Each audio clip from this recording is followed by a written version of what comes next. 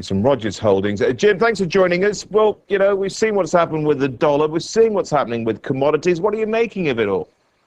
Well, I mean, I find it outrageous that the Federal Reserve is just throwing the dollar out the window. I happen to be an American citizen, and they're signaling to the whole world that they have given up on the dollar. They've been signaling for months.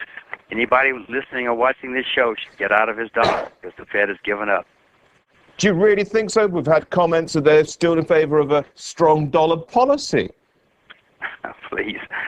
Do we even bother reporting that anymore? Poor Hank Paulson, had a reasonable education and a reasonable good career, head of Goldman Sachs. Now he goes around the world making a fool out of himself. Goes around saying we want a strong dollar. The next day he goes to China and says we want a weak dollar. Then he goes to Japan and says we want a weak dollar. I mean, you have to feel sorry for the guy. At least I do. Yeah, Jim, I mean, where do we go from here? I mean, we've seen the run-up in commodities. Is this a haven to be in now? Is that the only place you can be safe? Well, throughout history, the place to be when a currency's been under duress and being debased is to be in real assets. That happens to be commodities or other sound currency. And the other sound currencies these days are the Swiss franc and the Japanese yen, and the renminbi, of course. But the best place to be is in real assets. Always has been. Nothing new about it.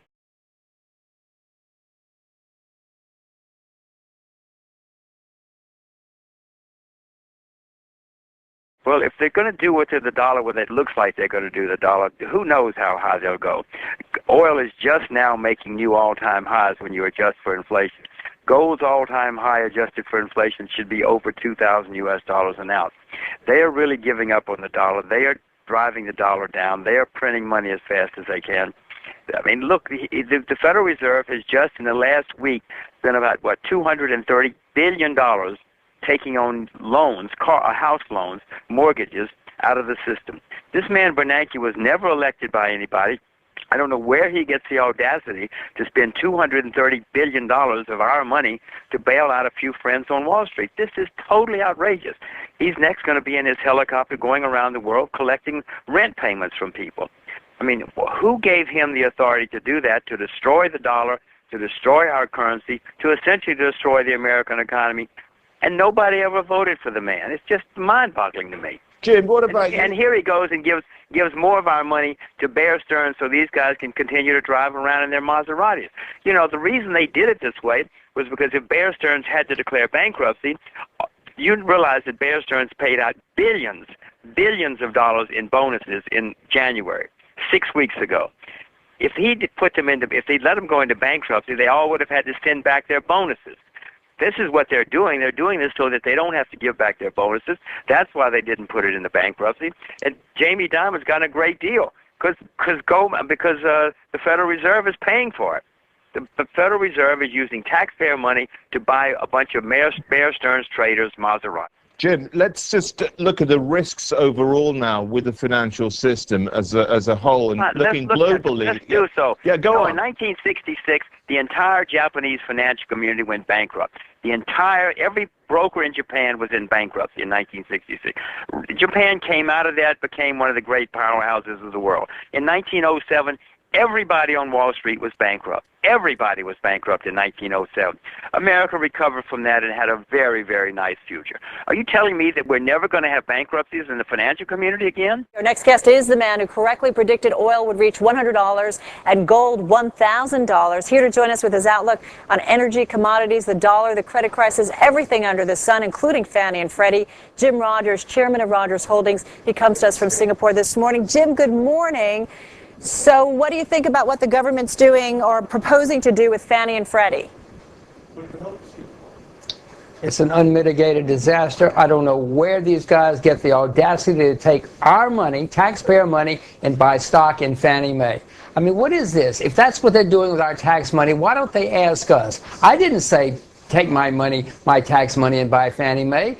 Give it back to us if that's what they're going to do with it. And what are they doing guaranteeing their debt? The people who bought debt in Fannie Mae and Freddie Mac can read a prospectus. They can read it. It says it's not guaranteed by the government. Anybody who can read a balance sheet knew that both of those companies were a sham and they had problems. Now we got to bail out the Japanese. The Japanese owe hundreds of millions of dollars of this stuff, and so we're going to bail out the Japanese and the Chinese and everybody else in the world. What is this?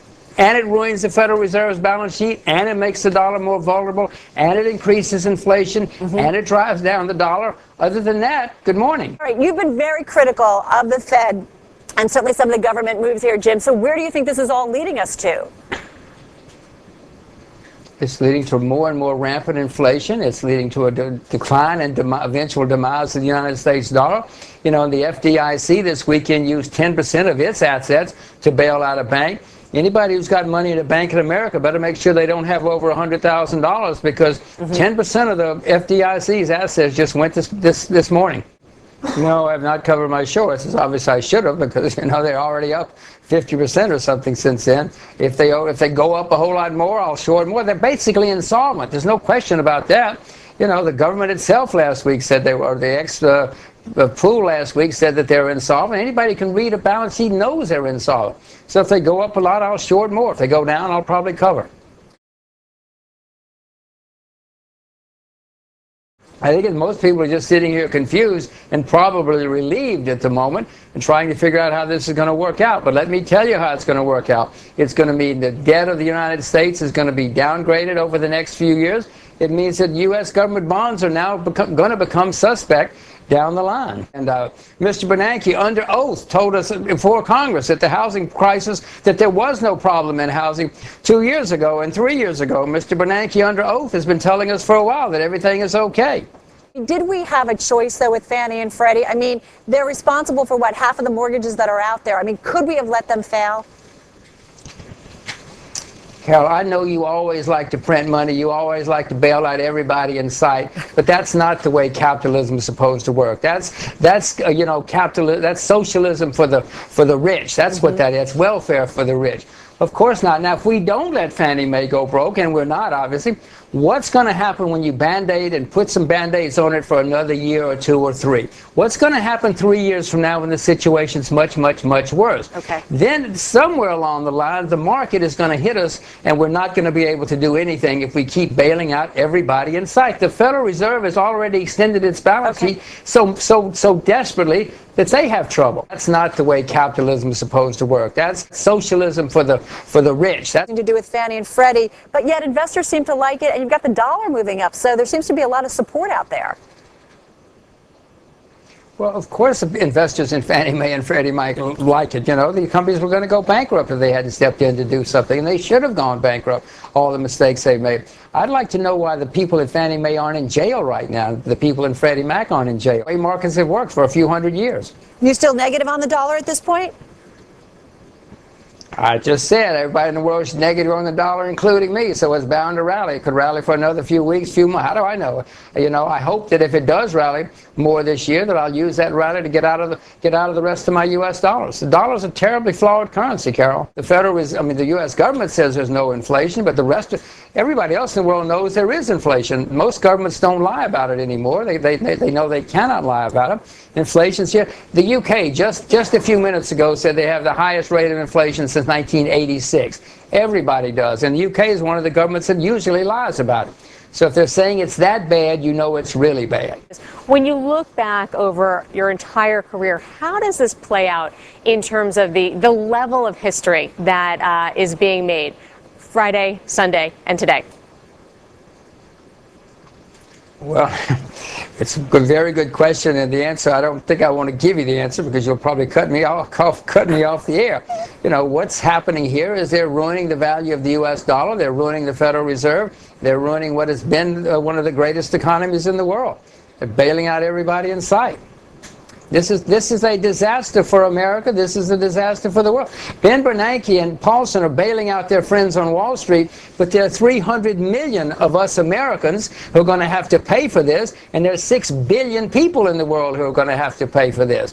And they're doing it with no authorization from anybody. You know, Paul Volcker said a couple of weeks ago that perhaps what the Federal Reserve has done is illegal. I would submit it is illegal what they have done and what they're doing. They're saddling all of us with hundreds of billions of dollars of debt that they have no authorization to do. In 1929, they passed the Smoot-Hawley Act, which led to the Great Depression, even though 1,000 economists went on record as saying you're making a terrible mistake. Pension funds can't invest in commodities. University endowments cannot invest in commodities. At a time when there's terrible inflation, they're going to say to the pension plans, you cannot protect yourselves from inflation. Too bad.